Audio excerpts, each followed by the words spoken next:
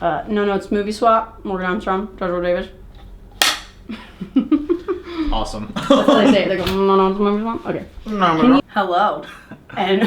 Hello, and welcome to another episode of the No Notes Podcast. My name is Morgan. I'm JD. And today we have probably, I think one of my favorite that we've redone is the No Notes Movie Swap 2024. Year two.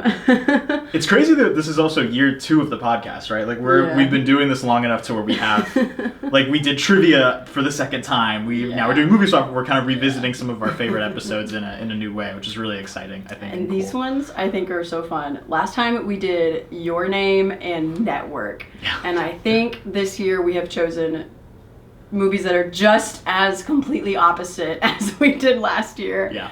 I chose for JD to watch Kung Fu Hustle. And I chose for Morgan to watch Almost Famous. Yes. These were crazy different. Really fun to watch back to back, I think. Yeah, I agree. I think we both rewatched ours and the new ones. Yes. So. Wanted to come in fresh. Yeah. Because it had been a couple years since I had seen Almost Famous last. I don't know about you with Kung Fu Hustle, but... Yeah, it's been a long time. It's been at least 3 or 4 years. But before we get into the nitty-gritty of what we thought of these episodes, we have a very important announcement to make. If you have not seen our last episode, go watch it. We did a sports movie draft where me, JD, and our special guest, Jared, all picked out sports movies and put them on all of our social medias and had people vote, and we have the winner. Take it away. Actually, I recorded so we had people vote on Spotify, on YouTube, on our community page, and on our Instagram story. So we had 3 different avenues for people to vote. So if you wanted to, you could have voted 3 times, I guess. And coming in last place with 13% of the vote was, unfortunately, special guest Jared, bringing up the rear. But, 13% is pretty respectable. Because he had the most heart, okay? He wasn't appealing to the masses. He did, yeah. And then let's get rid of this, because one of us won. I'll just say, with 53% of the vote, the winner was Morgan. Ooh. I had 33% in second place. But yeah, Morgan, I think... The High School Musical, She's the Man, Rocky. Yeah. Like, you picked some of the most crowd-pleasing sports movies. Some of the ones people had probably seen the most. I think you had a great draft. I think you deserve to win. Thank you.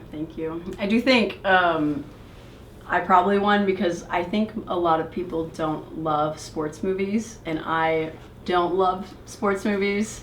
And y'all did love sports movies, so I appealed to the masses in that way. That's true. But I think you were also super creative, because I definitely did not think of High School Musical or She's the Man when I was making my lists. It's like, oh yeah, of course they do. Sports are very important in both of those movies, and they're also fun movies that a lot of people love. I think it was very creative, so I think, a well-deserved win, over 50% of the vote for you. So I'll take it. Thank you. Well done. So if we ever do another draft, I think we've learned some lessons of what I'm going to have to do. Yes. Back to movie draft. What is your thought process? We can say for both of them, especially this one, in choosing the movie you wanted to swap with me. So this is one of my favorite movies, personally. I had seen it, I think, maybe 3 or 4 times before I gave it to you. And I feel like it speaks to a lot of the things that I love in movies, which we'll dive into this, but it's very, melancholic. It is like a period piece that recalls some past memories, and I love movies that are just kind of a sad but fun hang. And so I was like, this is, I think, something that speaks to a particular thing I love about movies that I don't know if you are particularly always a fan of. So I was like, let me see what Morgan thinks about this one. I also think it's just a super well written movie. It's really well done in that regard. So I was like, I think you would enjoy it and find a lot of things to appreciate, but I also thought it might be something that you don't watch as much of in your movie watching. Yeah, I think that's fair. Last time I went into it this is a great opportunity to show someone a movie that I love but not a lot of people know about, because that's the dream for every person who loves movies, is to find someone who will watch a movie that you love so that you can talk about it. So I think last time I took advantage of that. This time I was trying to find something that I'm like, JD has never seen a movie like this before. Which like is something so true. weird. I think, which like maybe this is wrong. I think you like a lot of like not classic, but and not basic, but but like normal, like good like movies. You're like True. a Mission Impossible guy, like that kind of thing. That's true. Yeah. And I will watch any movie that is weird. So I was like, let me find the weirdest movie that I think you would still really enjoy. And that is how I came to Kung Fu Hustle. I don't generally like action movies. Kung Fu's probably higher up for me on most action movies. They're usually a little bit more entertaining for me. Yeah. But Kung Fu Hustle is its own world. It's so funny. First time I watched this movie, I think I was just crying, laughing the whole time. It's a trip. It's so unique. It's so, because it's like, it does the most basic thing. It's like the simplest storyline. Like the good guys are obvious, the bad guys are obvious. It's kung fu, it's action. Like everything is so straightforward, but in the weirdest way possible. And I love it for that. And it brings me so much joy to watch. And what is better than to share movies that bring you joy? So, Kung Fu Hustle at once. Yeah. All right. So, are we diving into Kung Fu Hustle first? We will dive into Kung Fu Hustle first. Would you have watched this movie ever if it was not given to you on Movie Swap? Have you ever heard of it before? I had never even heard of this movie Gotcha. when you pitched it to me at the end of our movie draft episode. Mm-hmm. So I was really excited. I don't watch too many foreign films. That's something I'm trying to gradually change. Like last year I watched all the Miyazaki movies. Mm-hmm. And so like I guess I'm kind of vaguely aware that I know like kung fu movies are a huge genre and like Asian films, but I've never really watched a single kung fu movie. Like I don't think I've seen a single Jackie Chan movie, which I know is blasphemy to your husband. Have you seen Like Ip Man? no, I actually haven't, which I feel like I think again you like would as really a like those. and the thing is like I was a martial artist all throughout high school. Like middle and high school I would like I was competing in tournaments, I made it up to black belt, like and so the fact that I haven't seen so many of these classic martial arts movies I feel like is a little bit, you know, blasphemous of me. And so I was super excited because I really didn't know what to expect. I was like, okay, it's a kung fu movie. Like I don't know what I'm getting into, but no, like it's not something I typically watch because right, like I typically watch like movies in English. Or I watch like I try to go back and be like, what are like the classics? You know, like just show me Casablanca anytime. I almost consider giving Casablanca the ever seen it. But this is very different for me. But I did really love it. Like so. Let's just start with the good, end with the bad, my favorite. What did you love about this movie? I loved. Well, okay, I don't even know where to begin because its structure was so different than like most American movies are. It was so weird, like you said. And like it had like sort of dated CGI, but I feel like it worked well with what they were trying to do. When did that movie come out? It was 2004, I think. Okay. So this is like sounds about right. Yeah. The Sam Raimi Spider-Man era. So like they kind of reminded me the CGI of like the Sam Raimi Spider-Man movies, because it's like it looks kind of dated, but it's also super campy. I loved. Like I said, I was kind of just speechless after the movie. I don't even really know what I mean, but I loved how creative all of the fight sequences were. I loved the weird world that it set up. The like sort of like felt like one space away from reality. The axe gang. It's like a gang. They only use axes to kill people or execute their form of justice. They come to this small town. It's called Pigsty Alley, I think, right? Yeah. Which is just like the most like over the top decrepit little like town with these terrible landlords who are so eccentric and weird, and like the landlady's costume with the curlers and the cigarette the entire time. Oh, I love her. She was so funny. And so it's like they bring you into this world that like feels like one step away from reality, and slowly start unraveling this like whole other side of like the kung fu culture and these like legendary fighters that everyone kind of knows about that have to come out of the woodwork to stop the Axe Gang because they're taking over the small town. And our main guy is just a classic, like, but not, he wants to be a part of the Axe Gang, and he wants to be this, like, badass hero, not hero, badass bad guy. Yeah, like he wants to be like he thinks he like needs to find his purpose in being like a fighter, because he kind of like, he's never had like a, he was always kind of a loser. He got peed on by a group of kids in a flashback. The backstory flashbacks are so funny. But it was good because he had a good heart. He was defending a mute girl who was being bullied, and then all the kids beat him up and peed on him, and so his whole life he's been like a loner, and so he thinks if he joins the Axe Gang he'll finally have purpose.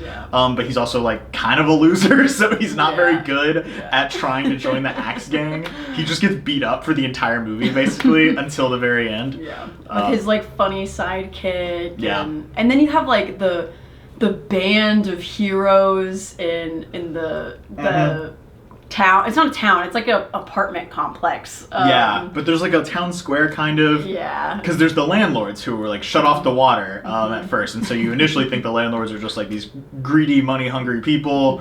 But another thing I loved about this movie though is how much depth it really gives to every character in a way you don't expect. Because the tone of this movie is so silly and eccentric and weird.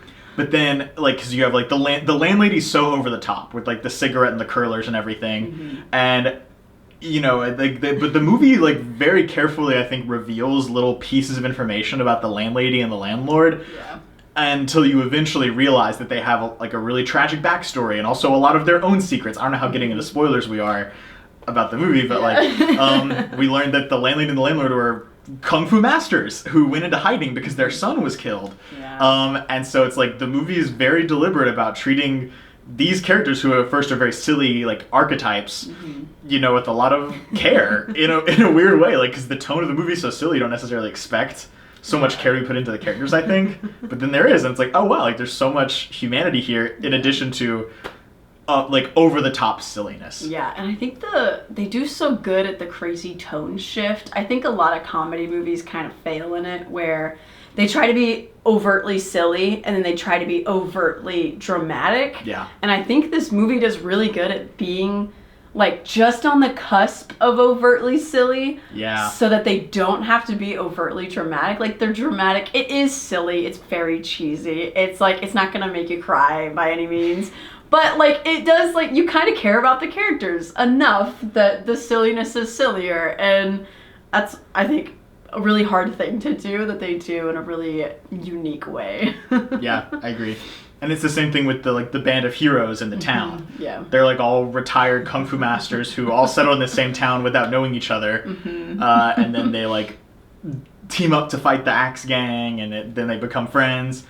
And then they get some, like, really awesome fight scenes. Like, probably the coolest part of the movie was the what was that instrument that like the two assassins were playing? I don't know. It's like the long string instrument that like is like ancient Asian culture. And I don't know what it's called. I don't know what it's called either. But like that, so like they're playing music on this giant stringed instrument, and they're like striking out notes that attack. So cool. It's so cool. Did you watch Doctor Strange 2? Yes. So do you remember in that movie they had the scene where it's like they were fighting with the music notes as like weapons? I was like, that's where this must be where they got that from, because like when I watched Doctor Strange I was like, oh, that's so cool, like them using like the music notes as weapons against each other. And then I watched this movie, I was like, this is way better than the one that I thought was so cool in Doctor Strange. It's like nighttime and it's like a moody and the music is playing while it's so good. It's like the score of the scene is what the assassins are playing to attack the kung fu masters.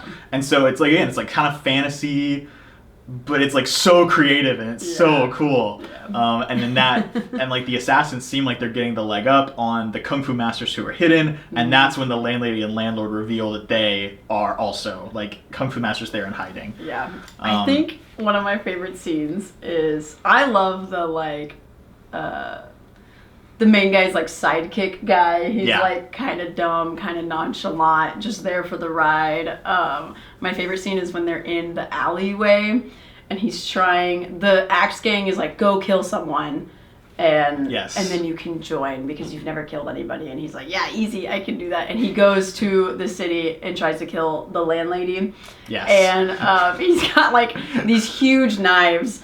And he tries to throw it, and like he throws like 6 of them, and they all bounce back at him in the shoulder. And he like just tries, and the other guy's like oblivious, and it's just so funny. But then he's like, after getting like his 4th knife in the shoulder, he hands his like, "You try," to his friend, and his friend like rears back to throw and stabs him in the shoulder, and then just throws the like hilt of the knife, and it smacks the landlady in the face, and he's like, "Where'd the blade go?" And it's in his who threw this handle at me? Yes, it's so funny. And then he has the knife stuck in his arm, and the guy goes, "Oh my gosh, like, I'm so sorry."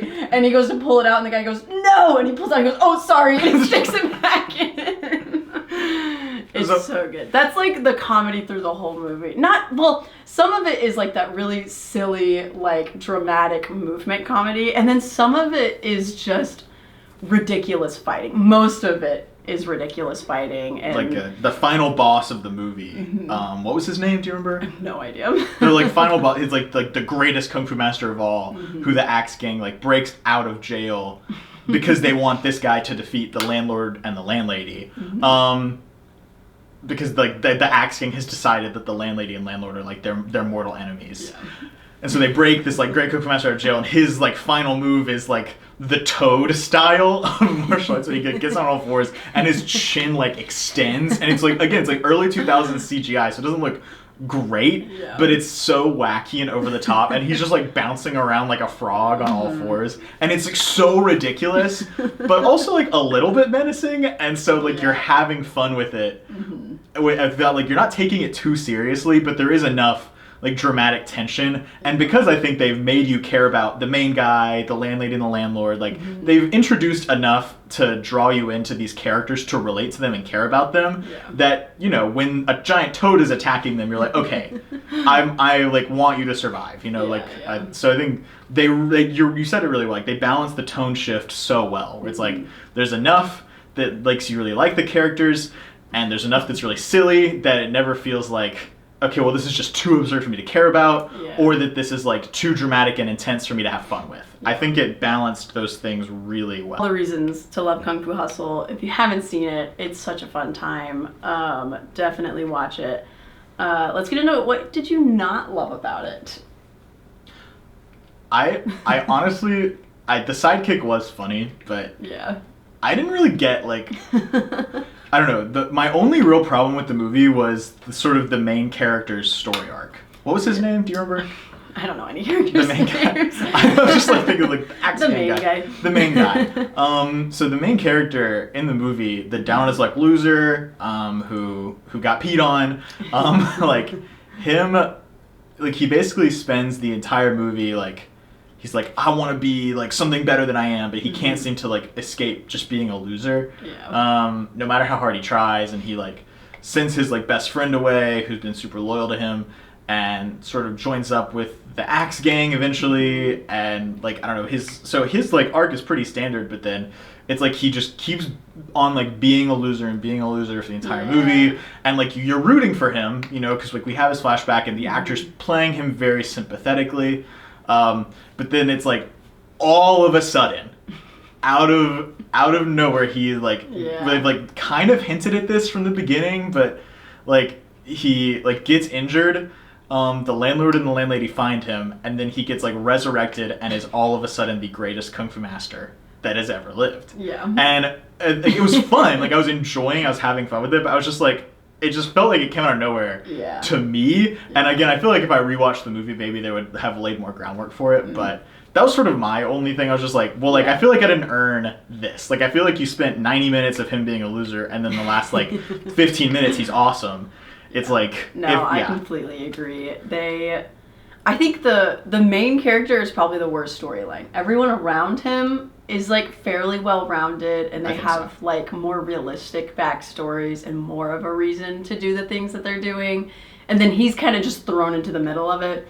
And the payoff in the end, like the last scene's like, it's like, oh yay, like you kind of expect it, but it's also with the lollipop and everything. It's also kind of out of nowhere, and it feels like a little unnecessary. And he's also just like not as interesting, which I guess is the point. Like, he's kind of a loser, but every character has this like thing in them, and like maybe it's the acting, I don't know, but something about him just is not as interesting as everything else in the movie.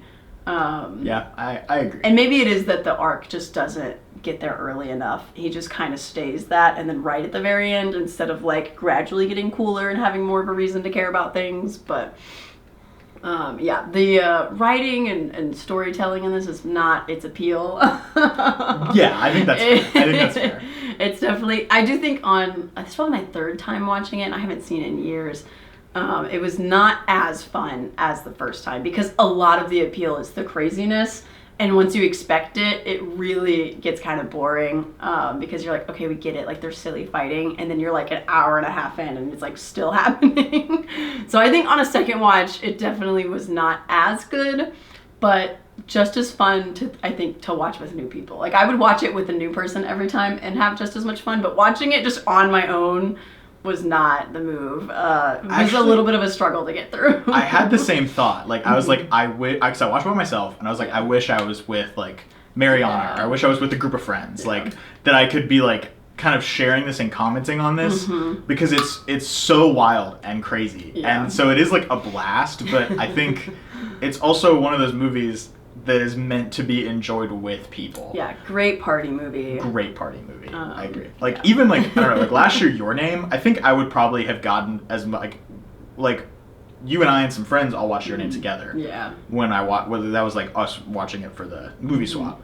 I think like Your Name I would get as much out of watching it by myself as I did watching it with people. But this, like, sometimes there are movies that like you really just need to experience with everybody, or like in a group to like feel the energy from, and that really improves the movie overall. Definitely. Like the group energy of it.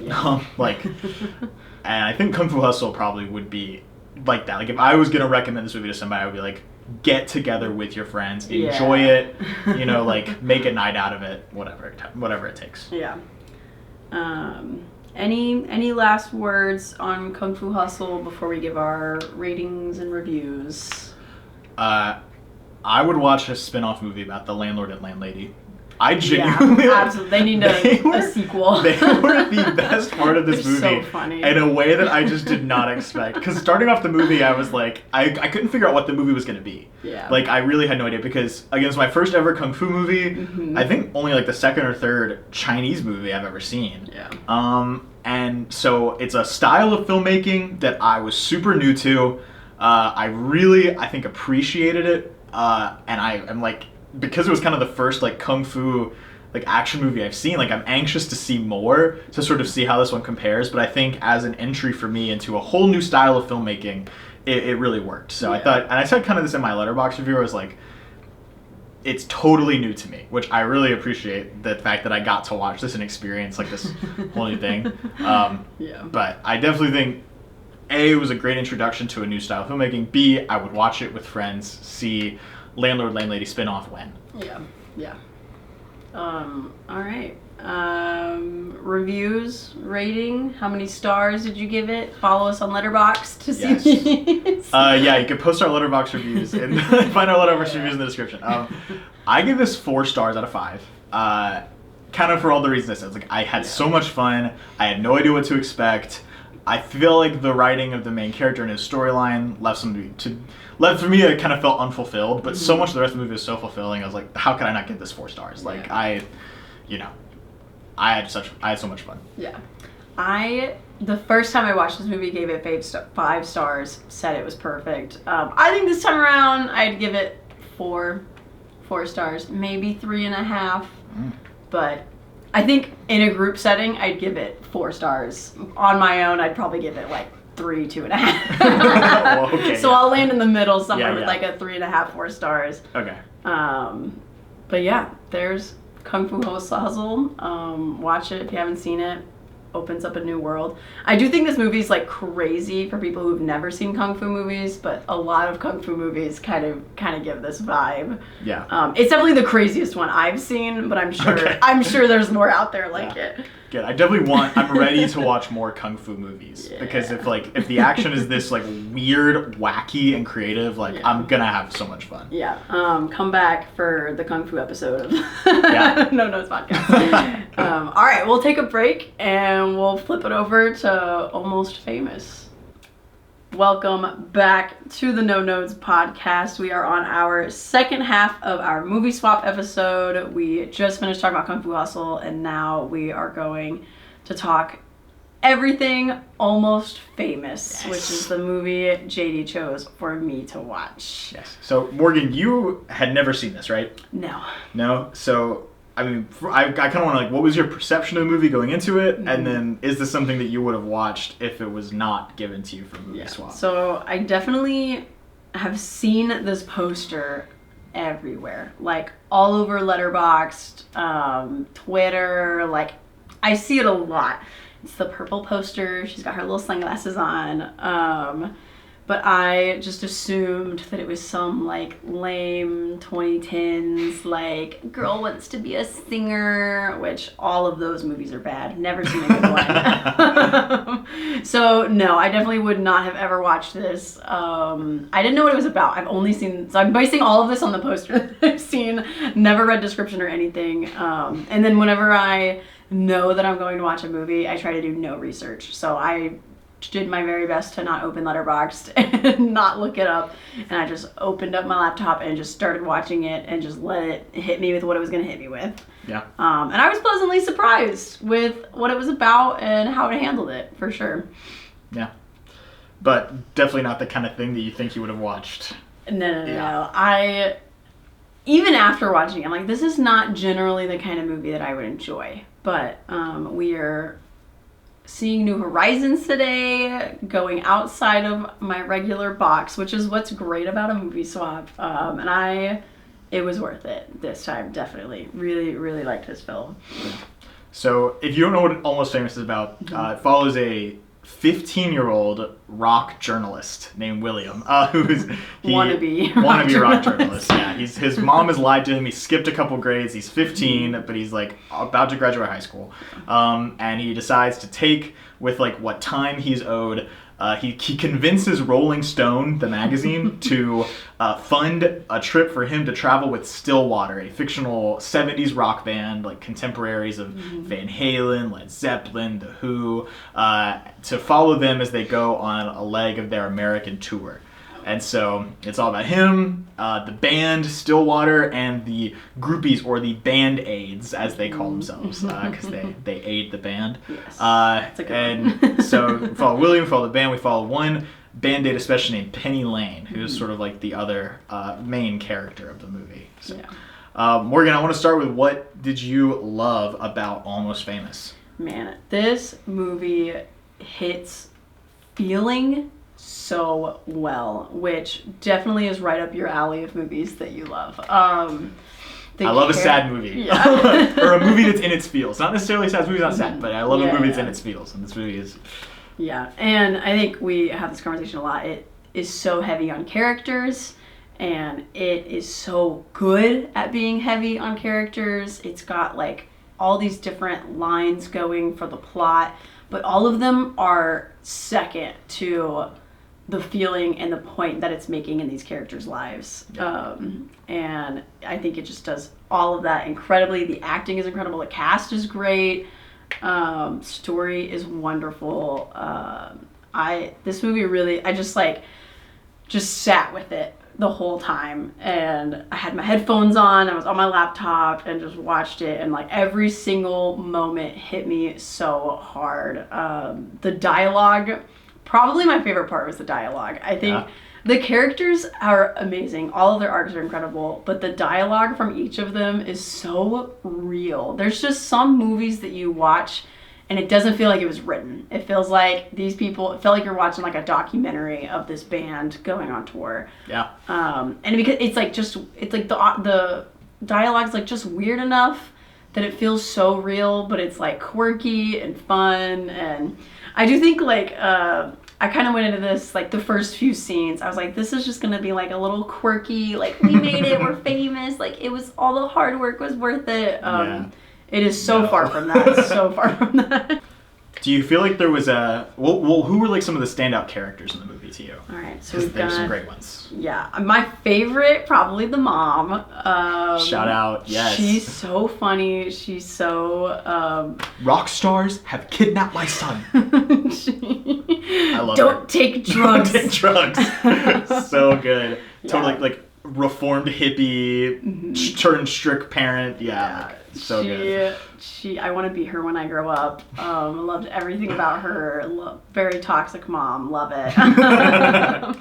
But on top of like her just being this funny mom that is really strict and celebrates Christmas in September because it's not commercialized, and loving her kids, but also her kids kind of hate her. She like pushes the older daughter out of the house. She's incredibly strong-willed and believes in her convictions to the point where she like imposes so much of her will on her kids. It's almost like I think she in a lot of ways speaks to kind of the themes of the movie of like desperation, like how much she longs like for her kids to be the way she thinks they should be. And sometimes that gets in the way of her kids being their own people, and that's a battle that I assume every parent has to face. But and she also is so important to the story while being such a small little like detailed background character. She's sprinkled throughout everything. She is constantly calling because they're on the road, and everyone who always hangs up the phone is like, your mom's crazy. But so she still in that tiny capacity, which all moms do, like makes a huge impact on all of these people. This film has so much to do with coming of age and growing up too fast and innocence and trying to become the person that you want to be, even if it's not actually who you are. And I think she kind of grounds that in every step of the film. Like every conversation she has with one of the band members, or it's just like some random girl in a hotel room one time. Like every time she talks to them, it impacts them, because these are all just... We're all kids. We're all 20-year-old kids, like everyone feels like a kid always. And especially when you're like trying to not be yourself in this new crazy industry and you're desperate for this thing that you're longing for. And I think she is sprinkled throughout to really like give that little sense of like innocence and childhood that all of these people are missing in this film and are throwing away for this dream. And man, and that's just one of the tiny background characters and how it impacts the story. You have the I mean, every character in this movie is so well fleshed out and so well done, even for like however much or little screen time they have. Like, keep going about it. So we've got William, the main guy. I did not remember that name. I had to ask because I never remember names. He's kind of one of the least memorable characters in the movie. He, I think, has this great arc of pure innocence. With having the strict mom, and he kind of gets thrown into this world that he starts to love, that his sister kind of like gave him a little bit, and like slowly falls into that as he's like getting closer to these people. But he also, in the same way that his mom does, like has that innocence that the other people long for and trust in. And the main girl, Penny Lane, is just like so far gone, like has been a part of this for a while, has kind of thrown away her entire self. She always talks about the real world, which is just like a beautiful thing in the midst of all of this. But it's also like something she's fabricated, right? Like whatever she thinks the real world is like, it's kind of also like a fairy tale. She's given her whole life to just like seeking after these artists for some kind of fulfillment that she like, I don't know. She's really complex, so interesting. And then you have the band and the main guy in the band, Russell. I am a golden god. They are like funny, and they are just like are the classic 70s band members, I guess. Like they fight all the time, but they love music, but they all want the spotlight, and they all want to be better, and they hate whoever has the spotlight. But Russell is just kind of like, I guess even lower than Penny Lane on just being this fake. He's so obsessed with like being cool and looking cool, and so they have this young kid thrown in at them that writes these articles and is with the Rolling Stone, and he's always like, you know, like, make sure, like, just make us look cool, just make us look cool. And man, he has so many great lines throughout the whole film. In the beginning, he's always telling him like, you know, make us look cool, only record certain parts. He keeps telling him to stop recording, and then you get kind of down the line and he starts opening up a little bit, and he's like, oh, I'm trusting the one person I shouldn't be trusting. And he starts like telling him, because this kid's so innocent, so young, and then by the end of it, the last line, not his last line, but in the end, he looks at him in the airport and he says, write whatever you want. And it's like, you see this arc of him slowly just being okay with who he is, and all of these people are just trying to learn to be okay with who they are, and fighting against like ideas of who they should be as music artists, fighting against like, you know, the time that they're in the 70s. And like they're all longing for something like almost famous. I think is a very intentional title, because like they're not there yet. They're not like rock stars in the way that, you know, we think of rock stars. They're not like the superstar athlete quarterback. They're you know, they're almost famous. They're longing for something that they think is going to fulfill them more than the things they already have. And so they're fighting about it, and their egos are clashing, and Penny Lane is doing the same thing, where she's like she's like, at one point, like, doesn't Williams say, it's like, don't you have like any regular friends? And she's like, famous people are just more interesting. You know, it's like, there's something about fame that is so attractive to all these people in such an interesting way. What are some like standout like sequences or elements of the movie to you? What do you think? What sequences didn't stand out in this movie? It's true. They like, I think the timing, the pacing in this is so good. I'm gonna not look at my notes because I didn't write notes. Because it's the No Notes podcast. Yes. Well, let's just start with the best scene of the film: the plane. Almost crashing. Spoilers. Almost famous. Almost crashing. Well, I don't know. It's not really spoilers. About, like, it's not really spoilers. But also, like, the movie's really good. I don't think like the spoilers are gonna negate the quality of the movie. It's true. I think like we won't spoil anything big.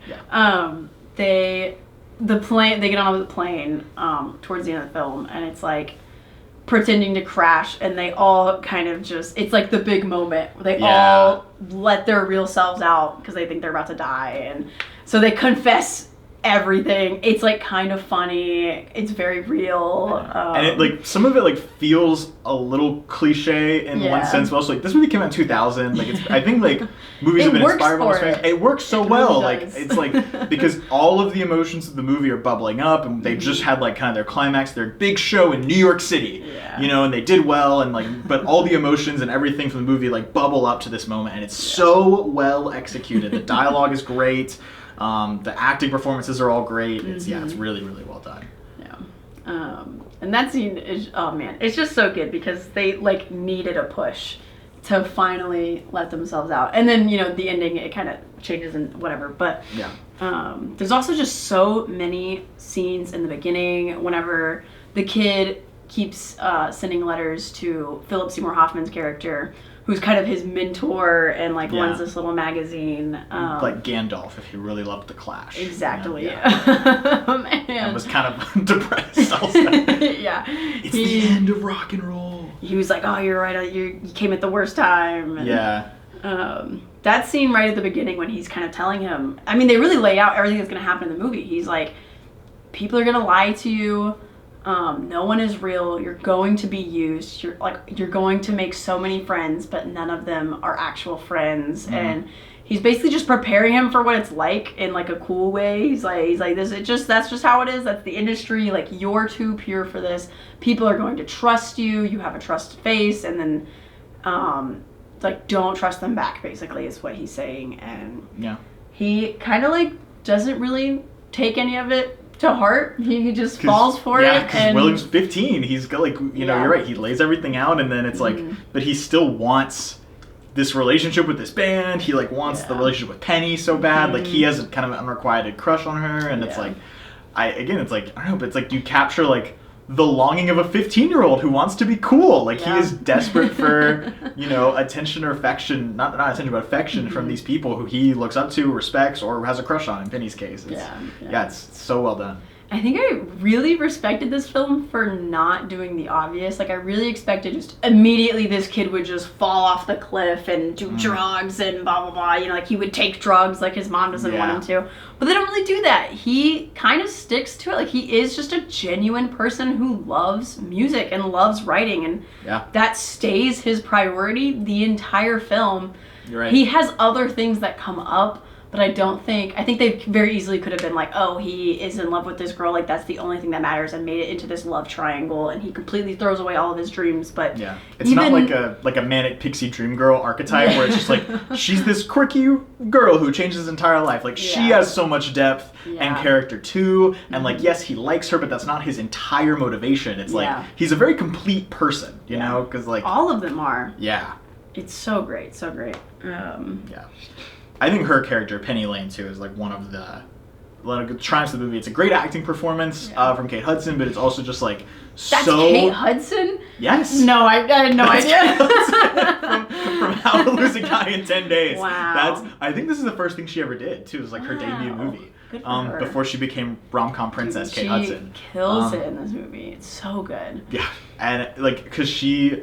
Again, like, she is so desperate for attention, affection, for fulfillment from this other thing, and, like, has no conception of what the real world is because she's put all of her attention or focus into this band. There's a line late in the movie where one of the other Band-Aids is like, it's like, oh, these people, like, these people who are liking rock now, like, they don't understand what it means to love some, like, silly piece of music or some silly band so much that it actually hurts. Like, to put so much of yourself and your love into something that it actually pains you physically. And I think Penny Lane embodies that, where she's like, I love this thing. It's become my overwhelming identity, and it ultimately does not fulfill her the way she thinks it will. But it's like, she wants it so bad. It's so compelling. She's so well-rounded and dynamic and performed really well. It's amazing. I think some of this is actually really summed up well in the scene where, like, Russell's just gone on his acid trip, and they're at the house, and he does the I'm a golden god thing, and they come back, and all the band members are mad at him, and everyone's kind of like having to collect themselves after a tough week, and then Tiny Dancer comes on the radio, and all the band members just one at a time slowly start singing, and everyone's like joined together in this moment of like musical celebration. It's very sweet and earnest, because like the people are just kind of enjoying each other, and then William has lines like, I need to go home. And then Penny does the like, you are home. It's like none of this is real, but they all put so much value in it. And it's like it's like they're just all longing for something so much. It's like for a moment singing Elton John together, they finally get like a semblance of like real connection and real family. And it's like this microcosm of like the connection that music brings, this thing that everyone is longing for. Like they have it for a small moment, and then their own egos or their own desperations just keep getting in the way. It's so compelling to me. It's so well done. I love a movie that's in its feels, and this movie's so in its feels. I think that scene too, there's so many like tiny little moments that really remind you how much these characters love what they're going for. And there's the one of the last lines of the film, he goes back to interviewing the guy after everything has happened, and he's like, let's do this one last time. And he says, what do you love about music? And the guy like pulls his chair. Oh, he does like the cool like backwards chair sitting. And he's like, well, to start, everything. And it's like, that moment is just like, through everything that they've been through, they still like all share this love for something. And that moment hit me so hard. But also, I was watching this movie on YouTube for free with ads. So if you want to go watch it, it's on YouTube right now for free with ads. That moment happens, and it's like so beautiful. I'm like on the verge of tears. He says this moment, immediately cuts to a Garfield trailer. I was like, no, it ruined it. That's hilarious. So thank you, YouTube, for that moment. And we can't not talk about the music in the background. Is just all like classic rock, amazing, and it's constant. Like there's constantly music playing in the background of this film. No, and it's all great music, you're right. Yeah, I think I put in my Letterboxd review that this movie just feels like a road trip. Like, it has great times and bad times and sad times, and you're just like trying to get through at times, but with great music playing in the background the whole time. And like, I think that sums up this movie so well. That's a great review. Are there any negatives that you wanted to talk about with the movie? Like things you didn't love? Oh, man. And does any of your negatives rhyme with Kimmy Jalen? Because Jimmy Fallon is in this movie. Wait, who is he in this movie? He was the other manager who got them the plane. Who was like, I had a hit and run in Michigan. Oh my god! I have no idea if he's alive. Wow, I did not know. This was a long time ago. Nobody looked like how I expected. You're right, yeah. Like Kate Hudson does not look like Kate Hudson now. The first time I watched that movie, I was like, I know that guy's voice. Who is that guy? I gotta go back and watch I got to the credits. It was Jimmy Fallon, and I was like, what is Jimmy Fallon doing in this movie? That's so like funny. in the middle of when he was on SNL, I guess. I just thought that was funny. He was not giving a good performance either. I don't think he was kind of bad, but it's just funny such that a small Jimmy part of the Fallon. movie. It is. He's in like 3 scenes tops, but it's funny that it's Jimmy Fallon to me. I do think maybe my negative is like I feel like we're explaining it to be more cheesy than it actually is. But there is a little bit of cheese in it that I think is hard for me to get past. Like, it's not quite like Manic Pixie Girl, but like she's pretty close. Pretty close to it. She's like, you're right. I feel like she has more depth than I typically associate with that archetype. Exactly. Yeah. She definitely, when she does that's very like, okay, you know. I think that's probably my only negative takeaway. Like when I think back on it, is I'm like, it's a little cheesy, but it also I think really plays into it. So I don't even know if I would call it a negative. It was a little the actual storyline was a little confusing. Like I never like knew where they were or like what part of the tour they were on or how good the band was doing because it was so focused on the characters. But I don't know if that actually counts as a negative. In conclusion, this movie was perfect. There's nothing wrong with it. So, out of 5 stars, Morgan, what would you give Almost Famous? Oh my gosh, let me check so I don't lie to everybody.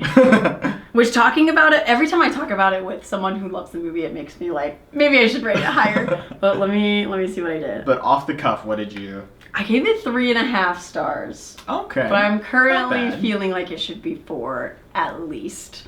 This is the perfect 4-star movie to me. I don't know if anything is like exceptionally like I mean the screenplay I think would be the thing that's like the real standout of the movie, and then Russell and Kate Hudson's performances are really, really good. But at the same time, like I think to me this is like a perfect 4-star movie. I think so. It is just such a sweet, good hangout time. It like gets you in your feels. You walk away like respecting the art of the movie and respecting art in general more, I think, and like the way that art connects us. This is one of my personal favorite movies too. Like I think if we were going on like a completely subjective, like this is one of my favorite like movies to experience for sure. Even if like on some objective stance, I'm like, it's like 4 out of 5. I just love it so much. I'm like, Man, if you like 70s rock at all, I think this movie like will hit so hard. Because I don't really know much about any of that, but I'm like, this is exactly what it was like. I feel like I was there.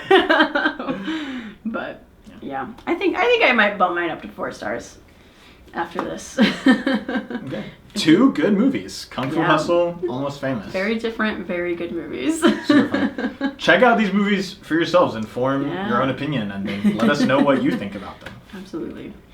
Next time we're on this podcast, we're talking about Furiosa. Ooh. Very excited about that. So you need to watch Mad Max Fury Road. I do. I got a lot of research to do.